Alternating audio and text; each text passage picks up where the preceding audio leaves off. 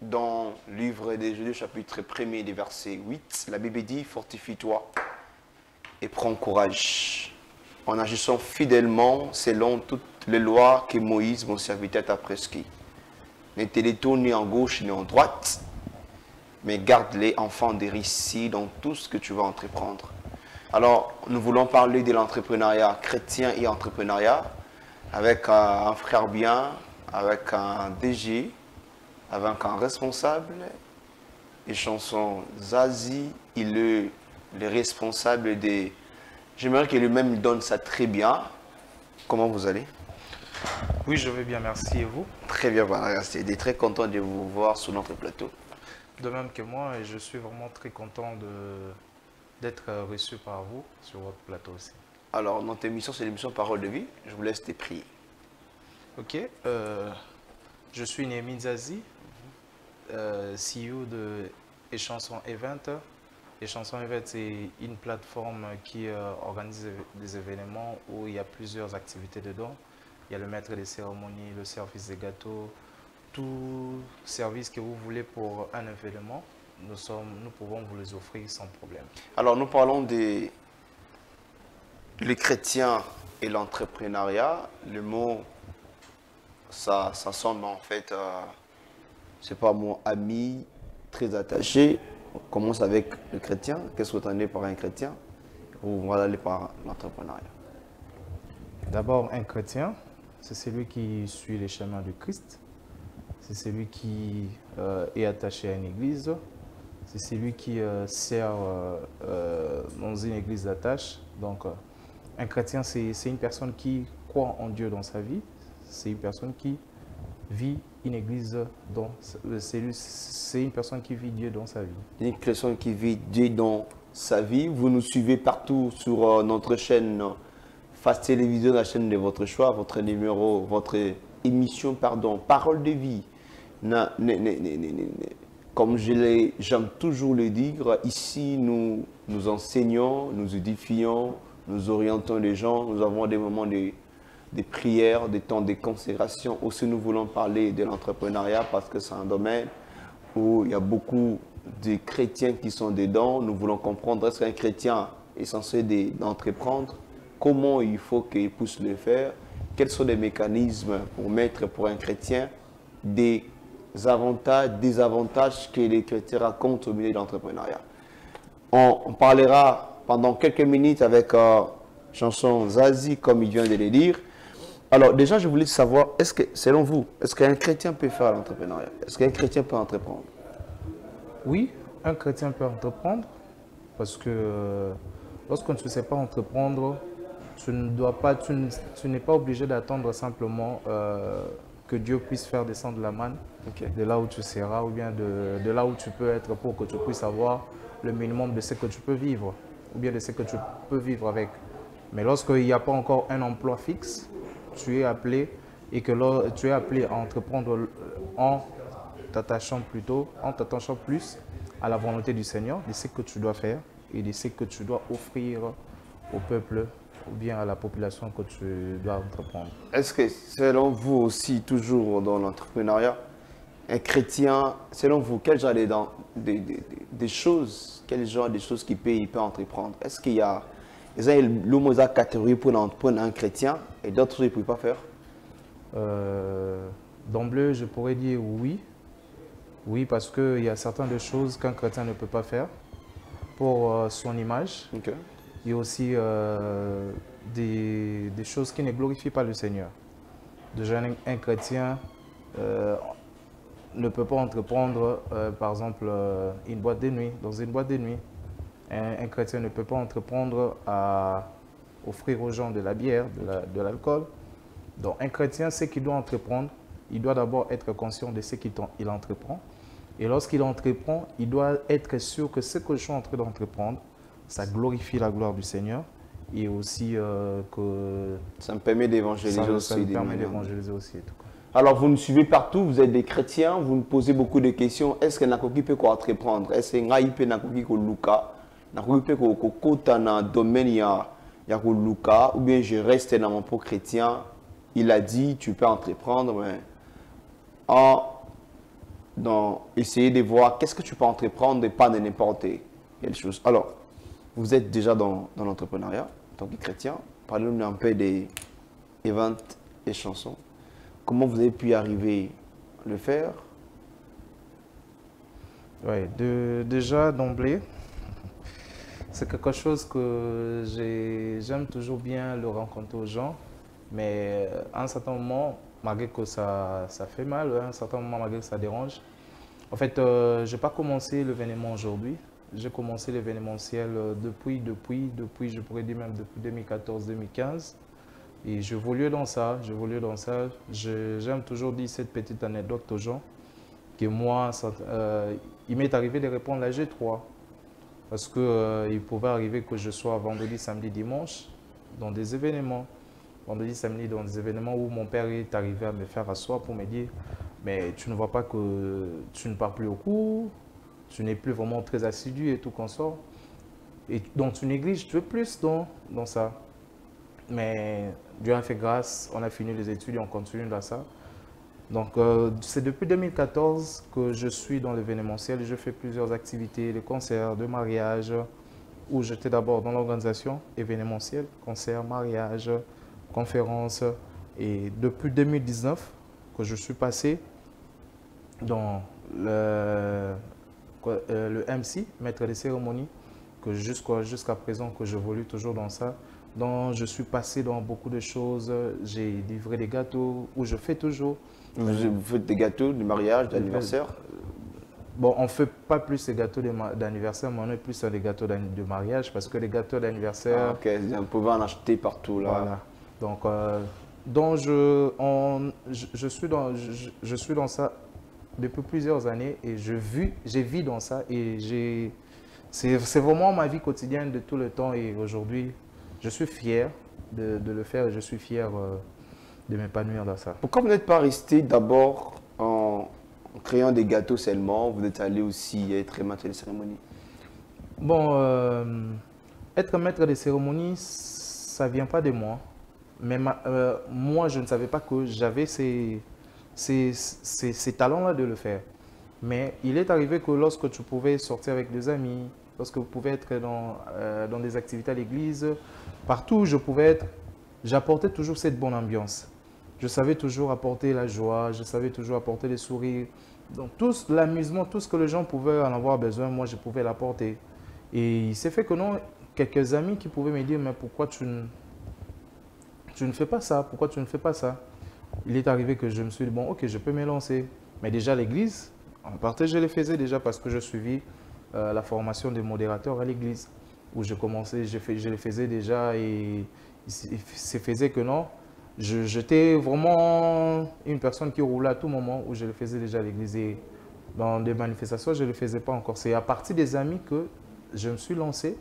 Et je me suis lancé, la première fois que je me suis lancé, c'est dans un mariage d'une collègue du boulot qui était marraine, qui m'a demandé, non, est-ce que tu fais aussi le MC? J'ai dit, oui, je peux faire. Ah, d'accord, d'accord. C'est mon premier MC que je fais en Djili. Depuis là, c'est parti jusqu'à aujourd'hui. Depuis là, c'est parti jusqu'à aujourd'hui. Vous nous suivez toujours en direct. En fait, Tobé Tali Solo, il y a quoi? Entrepreneuriat chrétien. Est-ce que chrétien, il peut vraiment entreprendre? Comment il faut entreprendre? Est-ce qu'il faut ça de la même manière que les autres? Ou il y a une particularité? C'est ça notre objectif au cours de cette émission. Alors, vous avez déjà combien de temps dans ça? Je dirais que cette année, je suis en train de totaliser mes 5 ans. 5 ans. Mais dans l'événementiel, je suis là depuis 2014. Donc, il faut calculer 2014 jusqu'à 2024, ça fait 10 ans. 10 ans. Donc, les 5 ans d'événementiel, donc 15 ans, on peut dire. Déjà, vous êtes en train d'entreprendre d'une manière et d'une autre. Alors, je crois qu'on parle plus de... On va parler d'abord plus d'événementiel. Vous êtes en train de livrer des gâteaux, vous avez décidé d'ajouter notre activité CMC. C'était quoi? Vous n'étiez pas en train de beaucoup gagner là-bas? Vous êtes décidé d'aller... En fait, ce n'est pas ça totalement. Ce n'est pas ça totalement. Ce qui est vrai, de toutes les manifestations que j'ai faites, c'est rare, c'est vraiment très très rare que je puisse faire le MC et que j'ai aussi la livraison des gâteaux. Pourquoi? Parce que lorsque je peux proposer au marié, le marié peut te dire attendez, mais après, il vient te dire que non, on m'a déjà pris le service des gâteaux et tout consort. Mais le gâteau, c'est pas une personne qui a déjà vu le service. Il dit, ah, tu vois, c'est samedi, tu peux nous offrir le gâteau et tout consort. Ou bien tu peux nous livrer les gâteaux. Ah, d'accord, d'accord. C'est par là que. Mais de personnes où je livrais les gâteaux, c'est lorsque je suis vraiment un MC, que je leur propose avec vraiment, voilà, qui comprennent. Et il y a aussi des proches qui savent que non, je livre aussi les gâteaux. Tu fais les MC et tu livres aussi les gâteaux. Mais ce n'est pas que le 2, c'est pas comme tu as posé ta question que je me suis allé dans les MC parce que ça payait moins et tout ça. Non, ce n'est pas totalement ça. C'est juste que nous voulons servir les gens et que je veux vraiment être à la disponibilité de tout le monde. Alors, comment vous faites pour livrer les gâteaux? Vous avez les gens, l'équipe, où vous travaillez comme ça? Oui, je travaille avec un pâtissier. Je travaille avec un pâtissier où moi je reçois des commandes et je l'appelle, je lui envoie l'argent pour acheter déjà les matières premières. Et lui peut acheter les matières premières, il travaille chez lui, il les conserve vraiment très bien. C'est par commande? Oui, c'est par commande. C'est par commande, il faut déjà envoyer l'argent.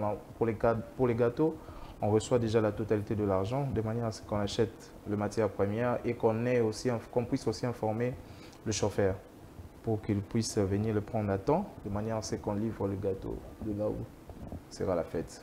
Alors, avant d'arriver d'abord avec le M6, c'est là-bas qu'on va rester. Vos tarifs pour livrer des gâteaux, ça change dans tout moment? C'est par rapport aux dimensions de gâteaux? Oui, le tarif, ça change, c'est par rapport aux dimensions des gâteaux. Il y en a 3 niveaux des gâteaux, 4 niveaux, 5 niveaux. Donc, chaque niveau a son tarif des gâteaux. Vous avez des gens que vous payez combien? Par exemple, le tarif de 3 niveaux, c'est à 150 $. Le 4, c'est à 200 $. Le 5, c'est 250 $. Et partout, dans tous les niveaux que vous voulez faire, on va vous donner un tarif par rapport. Mais les officiels qu'on fait déjà, ou que tout le monde fait déjà, le 3, le 4, le 5, ce sont des tarifs qu'on a déjà pour... Alors, je crois que vous avez fait 10 ans dans ça, vous êtes chrétien. Comment vous faites pour gérer des non-païens? Des non-chrétiens, pardon. Comment je fais pour gérer les non-païens? Ce qui est vrai, toutes les fêtes que je livre des gâteaux, je rencontre les fêtes des non-païens et les fêtes des chrétiens. Et normalement, ce que moi j'ai fait souvent lorsque je viens livrer des gâteaux, je viens à une heure où je demande au marié à quelle heure que je peux venir. Il y a d'autres mariés qui peuvent te dire que non, tu peux venir à 23 h. Mariés qui peuvent te dire que tu peux arriver à 20 h, 21 h, 22 h. Et lorsque nous on livre les gâteaux, on rentre directement. Alors, vos observations par rapport à ces deux personnes, chrétiens et païens, comment vous pouvez dire, qu'est-ce que vous pouvez dire dans l'entrepreneuriat, quand vous traitez avec eux?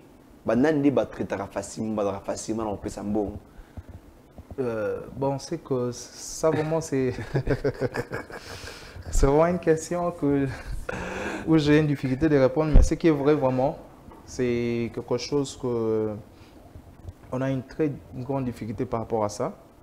C'est quel côté? Entre chrétiens, on a vraiment cette difficulté d'être vraiment très libéral. De chrétiens? Oui, très libéral. Et on ne sait pas vraiment très, je pourrais dire, encourager l'œuvre de l'autre. Et à un certain moment même, on passe par de mauvais langages. Mais du côté païen, tu sens qu'ils sont très flexibles, ils ont besoin que sa manifestation soit réussie et que sa manifestation vraiment puisse aller vraiment de l'avant et tout construire, que tout soit vraiment très nickel, très sans problème. Donc c'est vraiment une difficulté qu'on a rencontrée de temps en temps où je ne veux pas vraiment trop entrer dans ces détails-là pour ne pas blesser les gens. Non, c'est pas pour blesser les gens, mais mais en fait, tel que vous êtes là, vous pouvez dire que s'il faut ça là-bas faire, vous pouvez les faire avec des païens? Non, pas nécessairement. Je peux le faire avec les païens et les chrétiens. Non, tes bateaux et bateaux foutent bien. Les gens qui vous voyez très bien te payer. Non, il y a aussi les chrétiens qui me payent bien. Ah, mais quand vous attendez par là, pour moi, les païens payent bien. Non, ça arrive aussi que les païens ne payent pas bien. Ça arrive aussi que les chrétiens ne payent pas bien. Mais au début avec le service des gâteaux, comme je l'ai dit, j'ai rencontré de pareilles choses, de pareilles histoires où tu parles vraiment avec un chrétien, il était vraiment, vraiment un peu très compliqué, très bizarre, très existant et hésitant par rapport à la manière de te parler. Et surtout lorsque parce qu'il y a un moment aussi, au début de lorsque je commençais à faire les services et gâteaux, j'offrais mes services. Okay. Lorsque j'entends un frère, j'offre mes services, j'ai les services et tout consort. Gratuitement? Non, non, j'offre, donc j'annonce. Ah, vous annoncez ça? J'annonce que non, voilà, j'ai ceci, cela. Mais tu sens la manière dont la personne te parle, c'est un peu très bizarre et très compliqué. Voilà pourquoi j'ai expliqué tantôt là. Mais pour travailler, je travaille avec tout le monde, je préfère travailler avec tout le monde, mais je n'entre plus dedans dans ça, c'est dans les passés, c'est dans le passé. Aujourd'hui, celui qui veut travailler avec moi accepte ce que je lui dis comme caché. Celui qui ne veut pas travailler, Alors qu'on devait nous balancer une vidéo de vous, vous êtes en train de prester. Condé à vous, est-ce qu'on est prêt là-bas à la régie? Avec les DJ ensemble avec le protocole, DJ musique. Livraison des gâteaux. Ici maintenant vous faites l'MC. Expliquez-nous comment ça se passe. Vous chrétiens dans une fête des païens peut-être. Comment vous faites pour bien prester? Bon, déjà, comme je le disais tantôt, que j'ai déjà livré des gâteaux dans les fêtes des chrétiens et des païens. Mais en tant que MC, lorsque j'arrive pour prester dans une fête chrétienne, dans une fête païenne, ce qui est vrai que dans une fête païenne, je ne dois pas totalement rester carré dans ma plancher des chrétiens, mais je ne dois pas rester briefé sur ce que je suis, mais je ferme en sorte que les gens ne comprennent pas que je suis pas avec eux. Que je ne suis pas avec eux, donc si je dois ambiancer ensemble avec eux… Vous gardez votre peau de chrétien? Oui. Pourquoi? Mais quand même, c'est l'image, donc je dois garder mon image et je dois aussi traiter mon image. Pour ne pas blesser les gens? Non pas pour ne pas blesser les gens, mais pour que les gens ne disent pas après…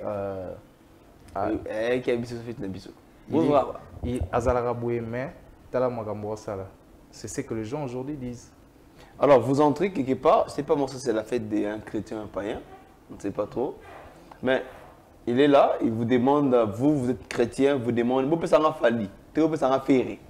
Vous, peut-être, les chansons d'entrée, hein, les gens qui ont l'habitude de demander, vous faites comment? Vous, exemple, vous êtes chrétien carré, vous n'écoutez pas des chansons mondaines. Vous faites comment? Déjà avec ça c'est une fête à la Palmeraie, okay. Une salle à Willery, que j'avais fait ensemble avec eux, avec le marié. Déjà c'était une fête mélange chrétienne païenne. Si tu entends la chanson du marié, c'était vraiment une chanson, une chanson d'ambiance. Une chanson d'ambiance que les gens aiment beaucoup plus. Et lorsque les gens viennent demander par rapport à ta question, déjà lorsque je traite avec le marié, je demande leur chanson. Les mariés qui vont entrer avec la chanson de Fally, qui vont danser avec la chanson de Fally, pas de problème. Lorsque j'arrive, je parle avec les DJ, voilà, les mariés vont faire ceci, vont faire tout consort. Le DJ ne connaît pas que je ne suis pas chrétien, il ne connaît pas que je suis chrétien, donc, mais lui, il sait que non. Il parle avec le maître des cérémonies. Donc, si je dois rester dans ma casquette de chrétien, je risquerai à un certain moment de dire au marié cette chanson, d'exiger au marié que cette chanson, moi, je ne veux pas dire, je ne veux pas annoncer au DJ, je ne vais pas annoncer tel. Et lorsque les gens viennent donner des cadeaux, je demande toujours aux gens de passer par les DJ pour donner leurs chansons, de manière à ce que certaines des chansons obscènes, que moi, je n'annonce pas au micro. Est-ce que la crainte n'est pas de perdre vos clients? De ne pas pas se manifester en tant que chrétien, donner votre identité. Ce n'est pas la crainte de perdre des clients. Non, la crainte, ce n'est pas de perdre les clients. Mais la crainte, c'est plus par rapport à moi, par rapport à ce que je suis, par rapport à ce que je porte en moi, par rapport à ce que j'ai comme casquette. Parce que si je devais perdre les clients, si je devais mettre ça dans la tête que je devais perdre les clients, soit je ne devais pas me lancer dans ça. Parce que c'est un travail où je j'ai toutes les cartes sur ma table, mais il y a certaines des cartes que je ne peux pas faire. Il y a certaines des cartes que je ne peux pas vraiment avoir, que je ne peux pas tirer. Mais il y a certaines des cartes que je peux tirer. Par exemple, aujourd'hui, aller animer une soirée dans une boîte quelconque, je ne peux pas aller. Pourquoi? Parce que dans ma casquette, je ne peux pas aller. Mais ici, là, les mêmes chansons que vous demandez sont les mêmes chansons que aussi là-bas, ils demandent à la boîte de nuit. Ouais, mais c'est une casquette que je ne peux pas porter là-bas. Parce que là-bas, l'ambiance que j'apporte dans La une différence, fête, c'est moi, ce sont les endroits. Ici, c'est non, la salle. c'est pas les endroits, mais les ambiances aussi. Parce que l'ambiance d'une boîte de nuit et l'ambiance d'une salle de fête, c'est vraiment très différent. Très différent. Mais non, ce sont les mêmes personnes. Non, ce sont les mêmes personnes, ce sont les mêmes histoires, ce sont les mêmes réalités, mais j'ai bien dit la différence entre animer dans une salle de fête et dans une boîte de nuit, c'est vraiment très, très différent. Je crois que c'est seulement les mots nuit, parce qu'ici, c'est aussi nuit. Non, là vraiment, je te dis sincèrement. C'est le mot nuit qui dit non, je ne peux pas aller. Parce que moi, je crois que même ici, il arrive à arriver même à 2h, 3h du matin. Non. Si seulement on enlève seulement la salle, on amène ces gens dans la boîte de nuit, ils sont pareils. Ouais, mais je pourrais te dire à 2h du matin, moi, je n'anime pas. À 1h, moi, je n'anime pas. Moi, ma planchée d'heure, c'est minuit 45, 1h que j'arrête tout. Quels sont les avantages par rapport à ce métier?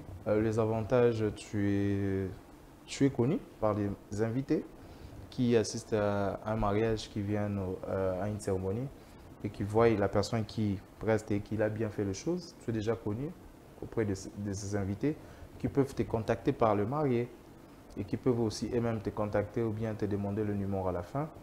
L'autre avantage aussi, tu es respecté par le marié. Lorsque le marié te privilège, le marié te prend vraiment comme un joyau pour eux, comme un or pour eux.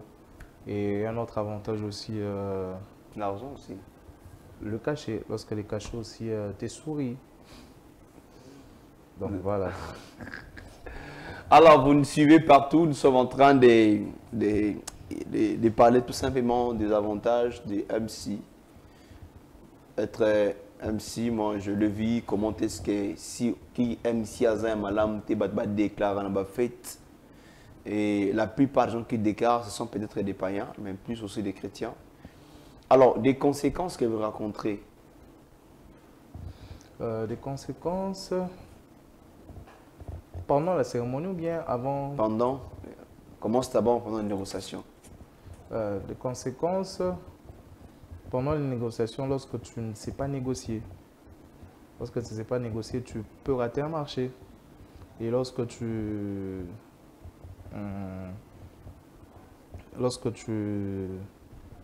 sais pas aussi aborder les clients, tu peux perdre tout et ne pas avoir ces clients-là, bien ne pas avoir le marché que tu avais besoin d'avoir.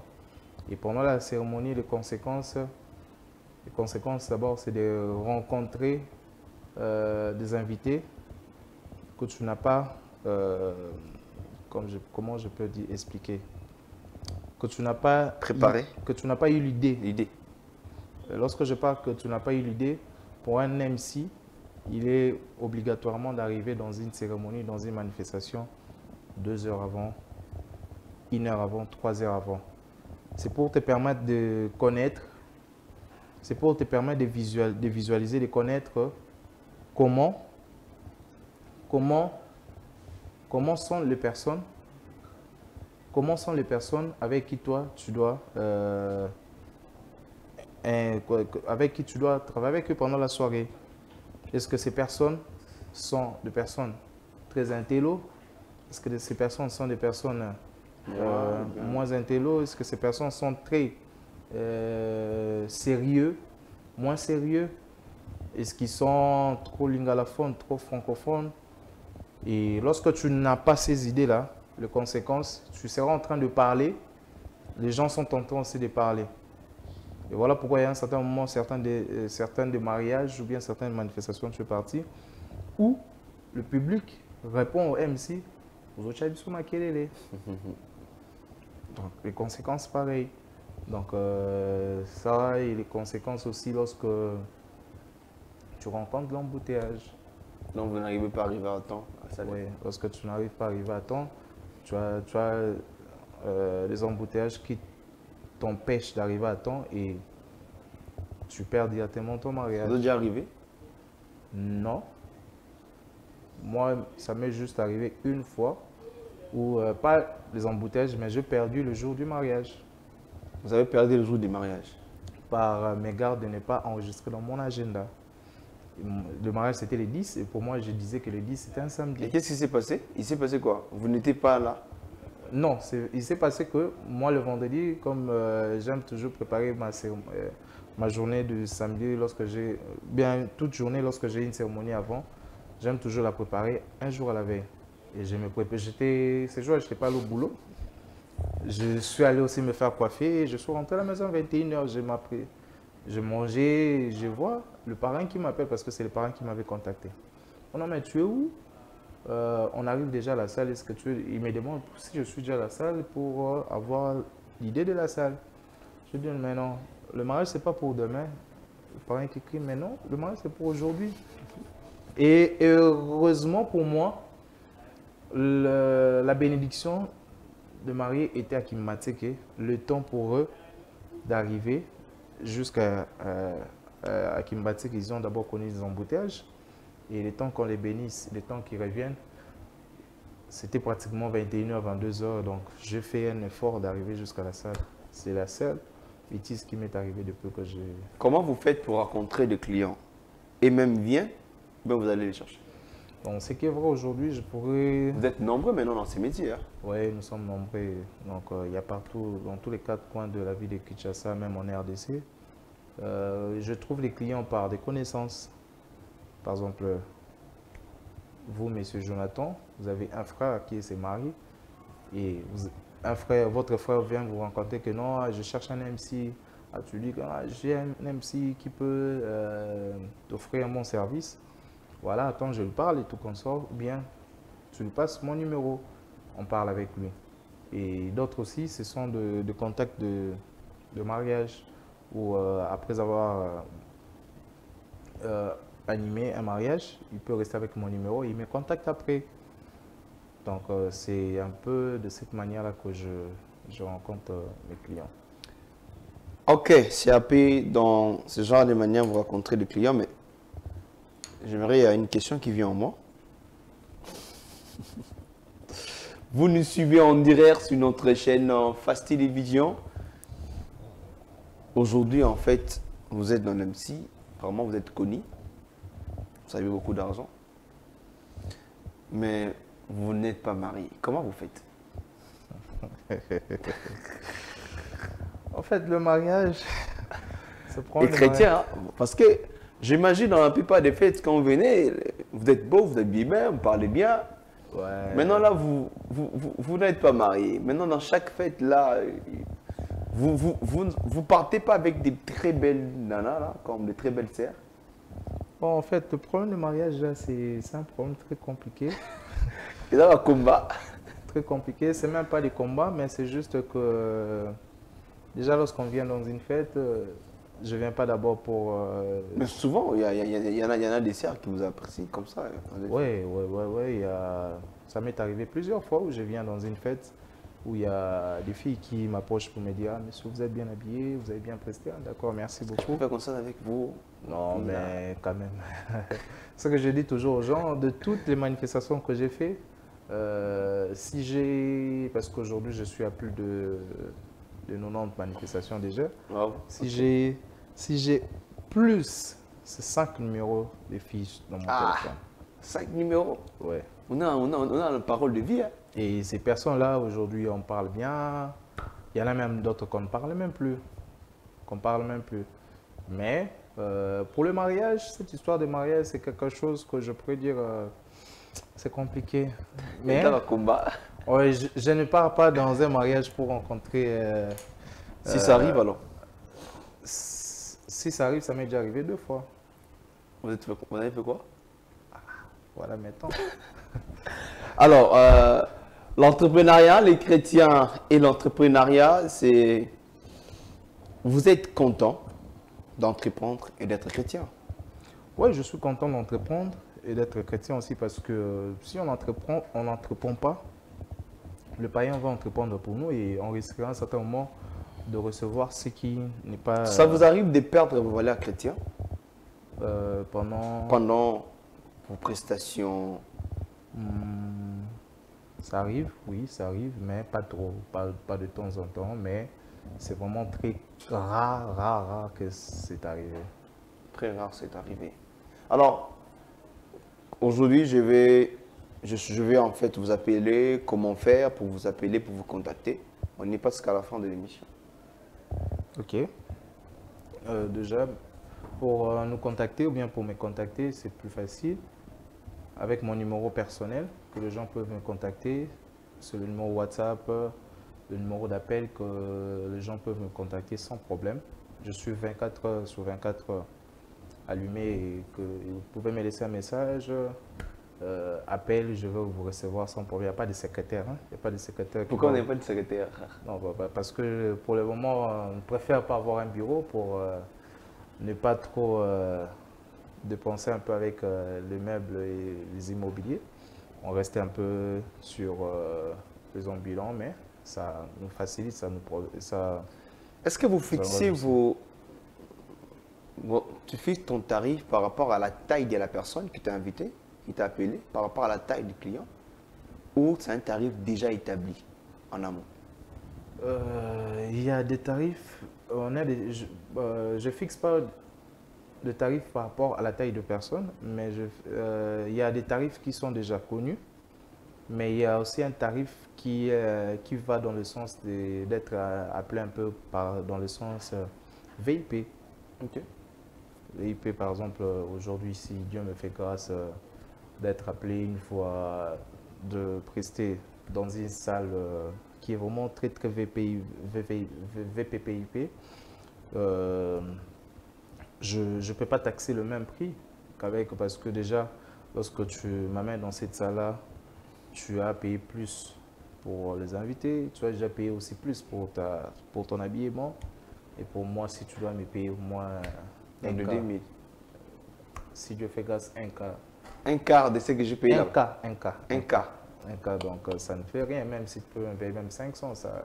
Mais ça dépend, mais il y a des tarifs VIP, comme je l'ai dit, qu'on peut fixer, mais il y a déjà des tarifs qu'on a déjà qui sont officiels, qu'on donne à tout moment aux gens. Alors, on est presque à la fin de l'émission. Il y a des gens qui vous ont suivi, les chrétiens, mais aussi les païens. Vous pouvez dire quoi à ces gens-là qui... Apparemment, vous êtes combattus, hein? Oui, on est combattu par... Des noms, des gens qui ne savent pas quoi faire là ci. Oui, bon, je ne dirais pas comme tu l'as dit là, mais je dirais qu'on est combattu par de nouveaux qui viennent apprendre. Ah, vous l'appelez de nouveau? Oui, parce que nous aussi, nous sommes passés par là, les apprenants. Nous aussi, nous sommes passés par là, mais aujourd'hui, c'est vraiment... Et ils demandent moins que vous, parce qu'ils veulent attirer des clients. Oui, normalement, d'ailleurs, même en tant que nouveau, bien en tant qu'apprenant, on ne demande même pas. On ne demande même pas, parce que moi, il m'est arrivé aussi de faire du mariage gratuit. Il m'est arrivé de faire du mariage gratuit où je m'habille moi-même. J'ai fait mon transport seul, aller-retour, et je viens dans ton mariage, j'anime et je rentre chez moi. Donc, ça arrive et ça arrive. Mais que ces derniers temps, ça devient... En fait, on allait comprendre aussi ce sont les apprenants qui sont en train de nous combattre, mais ce sont plus eux-mêmes les mariés qui combattent. Ok. Qui combattent, qui nous mettent un peu dans cette balance-là, où le marié eux-mêmes viennent vous dire que... D'ailleurs, même j'ai un frère qui peut le faire gratuitement. Est-ce que vous demandez plus, vous demandez beaucoup? Non, mais on ne demande pas beaucoup, parce que lorsque je dois te demander 500 $, je donne par exemple un exemple, je n'ai pas dit que c'est ça mon cachet. Lorsque je dois te demander 500 $, dans les 500 $ là, je vais passer des nuits blanches pour préparer ta cérémonie. Il y a de noms compliqués que tu vas me donner sur ta présentation. Et je dois travailler. On a des exercices qu'on fait pour travailler ces noms-là. Et je dois entrer en contact avec, si possible, avec le membre de ta famille ou bien moi-même avec ta culture, tout qu'on soit connaître beaucoup de choses et je dois me vêtir aussi moi-même. Toi, tu t'habilles, tu viens propre. Et moi, pourquoi je dois venir sale? Donc, on est combattu dans ce sens-là, mais aujourd'hui, les mariés eux-mêmes ne comprennent pas que la beauté du mariage, c'est aussi avoir un bon MC qui sait apporter la bonne. Quand on balance sur une photo, on a une photo, il y a MC qui sait apporter très bien habillé comme ça. Je crois que. Non, photo, il y a Yemorado à ce micro. Qui sait apporter la belle beauté de sa manifestation. Donc, si vous habillez bien comme ça, là, vous demandez plus. Non, mais. Quand on est. Reste là, voilà. Donc, si vous habillez bien comme ça, vous demandez plus alors. Mais je ne demande pas plus. Parce que déjà, lorsque je m'habille comme ça, je ne demande pas plus. Je demande par rapport à mon cachet. Mais je fais le nécessaire de m'habiller mieux, d'être bien, d'être élégant, d'être chic et d'être cette personne qui va mettre de la bonne ambiance dans ta fête. Parce que souvent, moi, je m'habille sur le thème de mariage, de mariée. Mais lorsque je demande si vous avez quel thème, je peux m'habiller par rapport à votre thème. Si vous ne me dites pas ça, je m'habille comme je peux m'habiller. Mais il est arrivé souvent, lorsque je m'habille comme je veux, ça tombe pratiquement peut-être juste avec ce qu'on a décoré la soirée. Alors, on est presque à la fin. Vous-même, en regardant et les 10 ans et les 5 ans, vous pouvez dire que vous êtes sur la bonne voie? Oui, je suis sur la bonne voie d'entrepreneuriat, mais je suis sur la bonne voie de l'entrepreneuriat, mais je ne dois pas rester là où je suis, parce que j'ai été trop ambulant et je dois. Quelles sont vos perspectives d'avenir? Perspectives d'avenir, c'est déjà d'avoir un mobilier où je peux équiper avec tous les services que je peux avoir bien avec un secrétariat et que les gens peuvent passer, au lieu que les gens appellent à tout moment, que les gens peuvent passer au bureau pour avoir des infos et demander tout ce qu'ils peuvent avoir et votre perspective votre dernier mot, encore plus loin. Regardez la caméra, vous encouragez les chrétiens qui ils ont l'argent, ils ont tout ce qu'il faut, mais ils ne savent pas quoi faire avec, comment entreprendre. Bon, déjà, c'est que moi je peux vous conseiller simplement en tant que chrétien. Vous avez l'argent, mais vous ne savez pas ce qu'il faut faire, c'est de tourner vers le Seigneur, Et lorsque vous tournez vers le Seigneur va vous guider, de faire votre choix de ce que vous devez faire.